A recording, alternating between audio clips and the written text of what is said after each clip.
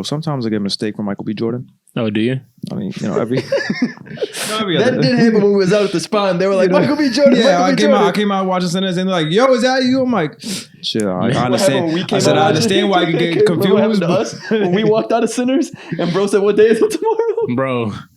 Bro, we walked out of Sinners. We had a real NPC interaction. Some dude walked up to me. Is like, "Do you know what day tomorrow is?" And I'm like, Sunday? Like, I don't know, bro. Yeah, he was dead at time travel. I'm gonna keep it a buck with he you. just kept looking at me, and I was like, "Is it about religion?" It's like, is it Easter? He's like, "Yeah, bro." He's like, he just started talking about what Easter is. I'm like, "Yeah, it's about when Jesus arose from the fucking dead, and it's about religion." And he's like, "Nah, it's not even about religion, bro. It's about him dying for our sins." And I was like, you know what's funny? Bro, bitch told us, don't like. So when you're sad, when you're this, just think about that. And I'm like, bro. And the worst part is, he didn't crack a smile or nothing the whole time. He was that super serious. deadpan the whole time, and like, bro, we depressed. after watching Sinners, having that experience, bro, you might think the Lord himself said that. Bro, Nova said that had me dying. He was like, bro, that was like one of them NPC interactions where you click A on the dialogue to just get through the shit. And I was like, that's dead ass what that shit was. Oh my God. I got to see Sinners with my girl's stepdad, and he's a pastor. And so he was like, after the movie, he was giving me some crazy breakdown on like the movie and like some like religious types of like aspect of the movie that like definitely went over my head. And then he's like, listen, like this is a good example. He was telling me like, there's a lore with vampires that like they need access. They need to have granted access to your home. Like they can't just come in. But he was like, but that's also true with like a lot of the like evil in this world. Like whether it's people or things that you're going through with evil, like with bad things in general, you need to, like a lot of the time you need to let that in. You allow yourself to get affected by like a lot of those types of things, like, and especially in like in the religious type of aspect. So like it was just things like that, which like completely went over my head. And I saw the movie with him, and he's like, nah, he schooled me on a lot of that shit. But obviously we're talking about Sinners, and I'm gonna keep it a buck with you. I'll get that movie a 10 out of 10. I agree. It's one of the best movies I've seen in a little while. What do you think, Killy? Yeah. What do you think, Donald Man? Yeah, I was telling this to Nova Rapper, walked out. I was like, there was like no downtime in that movie. And I think the first half of that movie is like the greatest setup. Like, yeah. I'm not saying it's the greatest setup of all time, but from what I can remember from, and I like watching a lot of movies, the setup for that movie is like ridiculously good. Yeah. Like it's really good, real incredibly good. Yeah. I could have going on that track without the vampire shit. Yeah, that could have been its own thing. I just fucked with that. I forgot that was even a thing until that scene happened where dude pulls up to the white supremacist house in his bed, and then I was like, oh shit, this is some vamp shit. I completely. Full spoilers, by the way. We're gonna do full spoilers. We're gonna have to put like something in the very beginning. We're gonna put full spoilers. Just put the thumbnail. Yeah. But, and what was I gonna say? I think Michael B. Jordan did a great job. I think he's damn good. Like I deadass forgot that it was Michael B. Jordan twice. Yeah, I thought it was dead two different people. The way he was when he was fighting himself, type shit. That shit was nuts. Nah, we cousins. Yo. Yeah, nah. That's why the setup is so good, bro. When they're both in the town and they diverge, and what is it? Smoke. Is in the blue stack? Yeah, and then Smoke with the blue, Stack with the red. And then Stack goes with the cousin. What's the cousin's name? In the Sammy. Sorry. That shit was so good. Like the scene when they were in the car driving and shit, and he was playing guitar and all that. I was like, damn, bro. Like, nah, he's crazy good. A lot of history. I love how, like I was saying, the setup, I think the setup was real patient. So like it took, what is it, like an hour maybe to get to the vampires parts? Probably like around. But like, it was you watch it, you think, hour, damn, like the vampires came out of nowhere. But I feel like it was a pretty patient setup. Like you super get to good learn, build up. Yeah, you get to learn about the characters. I really love 24-hour movies because the whole movie was like in 24 hours. Yeah, so I really like movies like that. I like how like you say, Michael B. Jordan played the twins. Just conceptually. With the movie, I love it because I feel like it's so different than like other things we see. It feels like a breath of fresh air. Like, how often do you see twins as a lead? Yeah. And then one actor plays the twins. No, for sure. And one of my favorite things about this movie is that it takes place during Jim Crow era, and like obviously the segregation and this racism, but it's not about Black trauma. So it's like it takes place there, but like it doesn't feel like a sad movie. It feels like, oh, this is cool. Like this is fun. You know what I mean? Yeah. Like they bring back the symbolism of that more towards the end, but like the whole belonging as like being a big like theme of the movie and all that. Like especially like when the vampires keep trying to convince them like you can be with us, and we can all blah blah blah blah blah, and it's like we could live forever and we could have a community here. The way they did it was really Everything good. It was makes really you well done. appreciate it like a lot. Like I was telling this to Nova, but it was like I don't think I could like get out and be like, if someone's like, "What's Sinners about?" I wouldn't be like, "It's a vampire movie." Nah, I wouldn't call it a vampire movie. It's like multi-genre. I would. It's so much. It's more I wouldn't even than call that. it like a horror movie per se. Nah, Because it wasn't even. they was calling it a horror movie. I don't agree But I with don't even that. think it's like a horror. Like there are some scary scenes for sure, but like Yeah. I guess I would say it's like it's a timepiece, as in like it takes place during a certain time period and there's a lot of history, like historical. Yeah. So like it's a like thriller a type. it's like a timepiece Afro supernatural thriller. That's how I would say. But obviously you can't say that to like the audience, to the world. Like, that'd be like confusing. But I feel like that's. But almost like you can, because like I would never want to just trivialize and be like, "That's a fire vampire movie." Because Yeah, it's fire it's vampire not. horror It's movie. also Like that's not what it was. that's not what it Yeah. is, bro. Yeah, the dynamics of the relationship between the characters was also just as big as like it was tied in with the vampires. That's why the because build-up their is so loved good. It ones- made the dynamic between the humans and the vampires even stronger because you super had good. Yeah. I forget what the Bo was the the Asian old guy. man? yeah Oh, no, the Asian guy? Oh, yeah Bo, yeah. Delta Mississippi Chinese, which is actually yes. the fact that Yes. that Ryan Coogler did the history of the setting of this area, I think is super interesting. And as someone that aspires to, I don't know if this will ever happen, but make movies, like having this like detail goes a long way. Yes. But having Bo and his wife, I'm forgetting the wife's name right now, like their relationship. You have Haley, I forget her character's name, and Stack, their relationship. Yep. Just every character and their mirror on the other side as vampires. I think it just made us care more, be more tied into the movie, because they could have easily had either like whatever random people become vampires and just try to attack them at this club. It could have been all Ku Klux Klan members as vampires that just tried to kill a bunch of black people. And that could have been a fine movie, but I think the way that they went about it just made it a bit more compelling. Yeah. I'm gonna keep it a buck with you. If I was in that house and Bo's wife was doing what she was doing, she would not have gotten the chance to yell, I would just fucking come in. She would not have had the chance to scream that shit. She would have been done. But she bit his finger, and so no, she would have. No, I would have handled that. Oh, okay. That's it's not a complaint about the movie, because you have to advance the plot and the plot has to happen. So it's not even me complaining about the movie, but like if I'm saying like if I was there, how pissed off I would have been. All we had to do, that ass was go to sleep. That's all we had to do. I said this after the movie too. I don't even think it was like that. Like obviously, okay. It was some fucked up shit for her to scream, but from her perspective, they're gonna go to town and kill everybody. So we need to do what we can. They still have to go into people's cribs, but they're going to do it unless.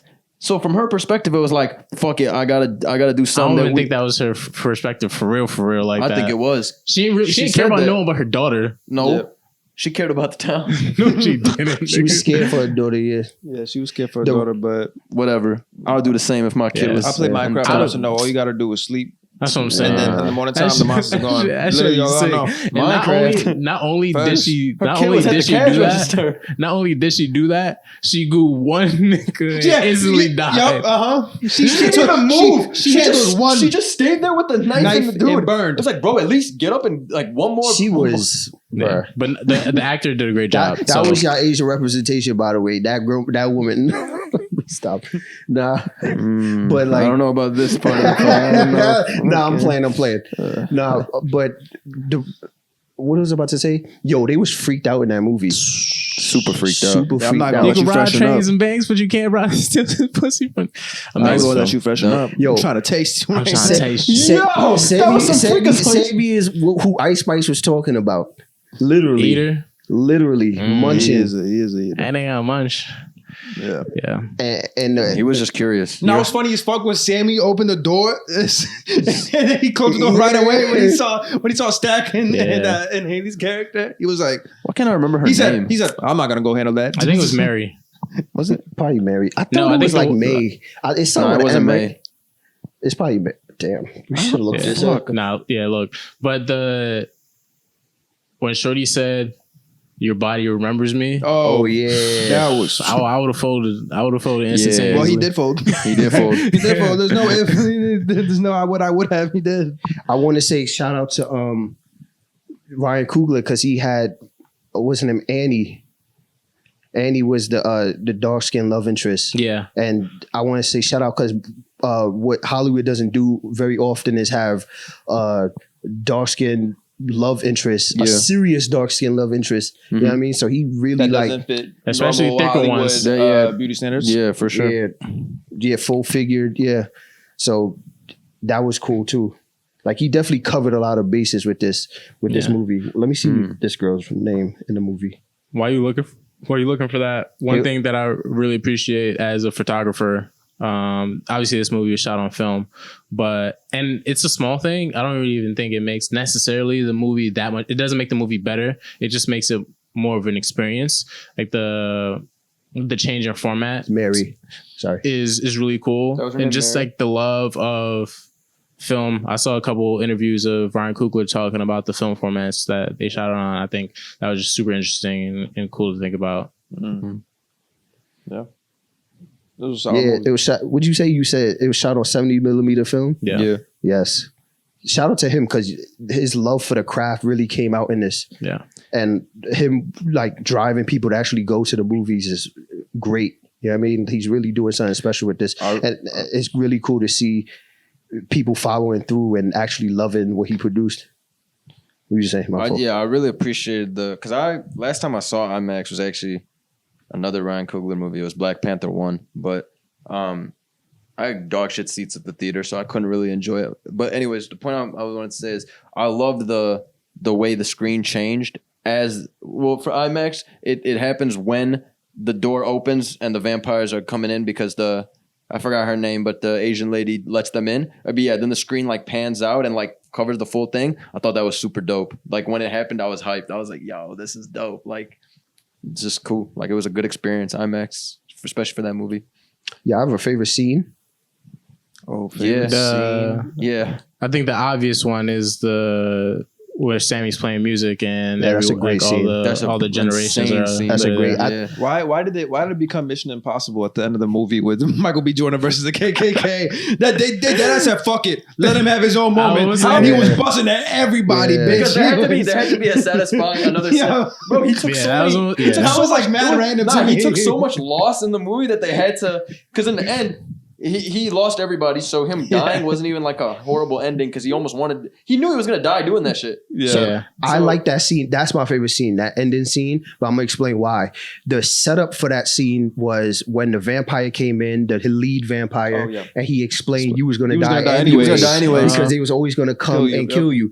I love that. And then when it clicked, when they actually came, and I was like, oh shit, this is crazy. But that's not my favorite. That's not like my actual favorite part. My actual favorite part is when he done killing him and he's halfway dead, he's bleeding out, and then he sees his wife and his kid. And I'm like, oh shit, he's halfway dead. That's why he's seeing him. I'm like, oh my god. I like that he died on his own terms. I like he that. died on his own terms. He decided to die on his own terms. And obviously, it's satisfying. He's killing, racists. You know what I mean? So that's satisfying. What's but like, cool about that part was when his wife was like, she said something like, remember he was smoking a cigarette, and then she said something along the lines of, "Yo, you got to put out that smoke before you go hold the baby." Yeah. Like obviously put out the cigarette, but also like, yo, leave that past life behind, right? So you could come with me and you could hold this baby and we could go together, move forward. You know what I'm saying? Yeah, this movie was out there, bro. My favorite scenes were when they were making the business moves in the town, like when he had the girl watch his car, and then when he goes to, I forgot bro's name, but he's like, "Fuck your wife," and then he was like, "What the fuck?" And he's like, yeah, she gonna let you fuck her crazy when she find out what kind of movie you making.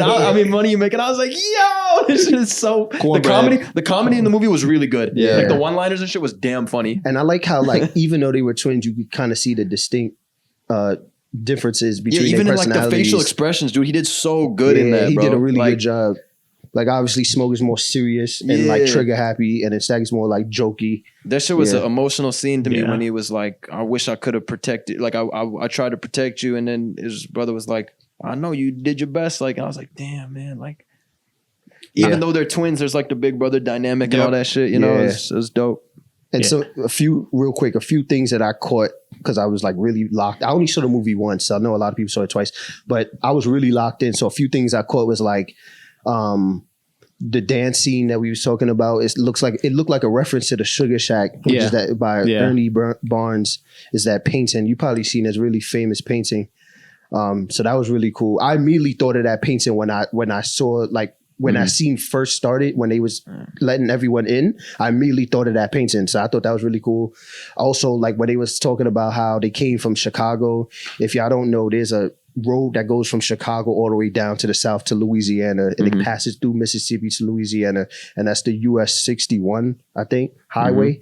So like even like little details like that, I don't know. I definitely want to watch it again. And this discussion makes me want to watch it again because it's like there's so much in that movie you can like discover. Now that you know everything, like to go back and like really like, there's so much to notice. I feel like I missed so much, honestly. When I went in completely blind, I never even watched the trailer for it. Honestly, I didn't really watch the trailer either. I didn't see any. Yeah, I didn't see anything. I didn't even know it was about vampires. Well. I literally had no idea what the movie was about at all. Well, I knew there was a vampire component, but I deadass forgot. Oh no, I literally had no idea. Until that scene came back because I was like, whatever. Like when in the initial scene where the main vampire was like burning and then ran to the KKK people's house, I was like, what the fuck? Like at first it didn't click. I'm like, why is he burning? I'm like, what the fuck is going on? Even I didn't understand for a second until because I deadass had no idea what the movie was about at all. That shit must have been damn confusing. Bro, it was Easter Sunday and my girl's stepdad was like, yo, you want to see this movie Sinners? I'm like, you know what? My bro just hit me up in the group chat saying I need to see it. I don't know anything about the movie, but I heard it was shice. Let's go see it. And then I'm like, what the? And then once Haley was trying to go back in the crib and then bro started flying, I was like, what the fuck is going on? That was like a comedy scene. The way he like jumped up, I was like, bro, come on, bro. I'm like, wait, what the? And then I'm like, oh shit, we got vampires. Okay. And then once she threw the garlic, like the garlic on everybody, that's just crazy. I'm not. It's gonna be so tight when she didn't want to eat the garlic. Yeah, I was like, yo, I'm gonna give it a buck. I would have killed the ass, bro. I said, all right, you know what? You playing too much. You literally about to die. What are you talking about? Not liking the taste of garlic. Oh, D. My favorite part of the movie. Obviously, he is the star of the movie. He's the lead man in the movie. So, like, almost intentionally, he's supposed to be put in the position to carry the movie. But Michael B. Jordan is so good in this movie, and he's had so many roles in the past that he was good in. But I think it just, and I'm not the first person to say this, but I think this takes him to another stratosphere in terms of who people view him as an actor. And similarly for Ryan Coogler, he's had a lot of great movies. Really good movies, Fruitvale Station, Black Panther.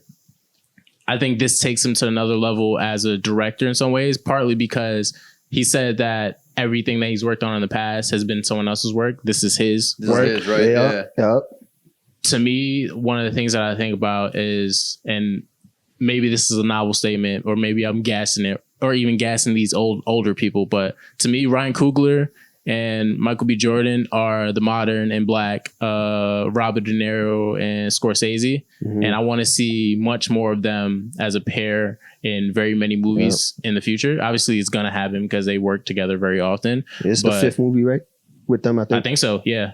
But it's so crucial to have, not obviously as black men, you know, creating this type of work and being like the example for people. But I think just in cinema and film, we're getting a lot of bad whack shit, like getting a lot of stale shit. And I've never been so excited about a movie after watching it. And initially I wasn't really that gung ho about going to see the movie. Like I saw it, I heard it was mad good, but I wasn't like super excited to go see it. But coming out of it, it's like, damn, that shit was actually really, really good. Mm-hmm. And we need more of that. And to know that there's at least this pair of people trying to make movies this compelling, I think is a super good sign. And not even just them, that's going to spark other people to make great movies. Some great stuff. I like that supernatural shit. I like supernatural stuff. I thought that it was good, the way they incorporated a lot. All I know is if Us 4 was in that building. All right. We're losing. Would have been done. We're losing. Anyway. Losing? No. The strategy we would have put together? AKA, open up the back door and book it. Hey, bitch, I'm going back to Chicago. First of all, once I saw this nigga Stack get die and come back, that bitch ran out the crib. Yep. I'm like, all right, the way she ran out, she ran out. Yo, like, what? She said we're gonna kill all y'all, and then ran out. I was like, bro, so you telling me you shot her 4 times? She got back up, and then still ran out. And ran out. Get this nigga body out. Oh yeah, his body would have been out. I would have given fuck what Smoke was saying. That body's out of here, bro. Out of here, bro. But nah, not going down like that. Oh my god.